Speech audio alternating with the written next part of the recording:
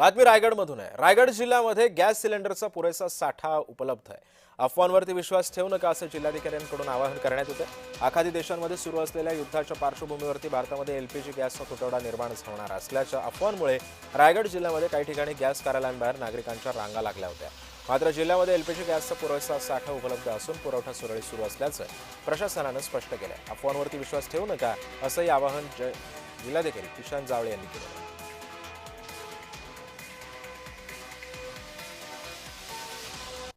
LPG gas घरगुती वापराच्या LPG गॅसचं कुठेही शॉर्टेज नाही आहे।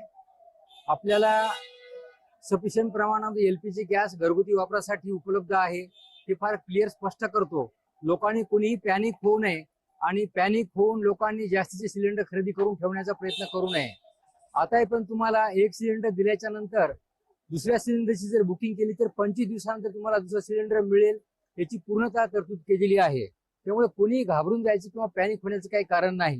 हा निश्चितपणानं जो कमर्शियल वापरासाठीचे गॅसचे सिलेंडर आहेत किंवा इंडस्ट्रियल वापराचे गॅसचे सिलेंडर आहेत त्याच्यावरती आता रेग्युलेशन आलेले आहेत, परंतु घरगुती वापराच्या गॅसवरती कुठलीही अडचण नाही आहे। आपल्याकडे पर्याप्त स्वरूपामध्ये गॅस उपलब्ध आहे।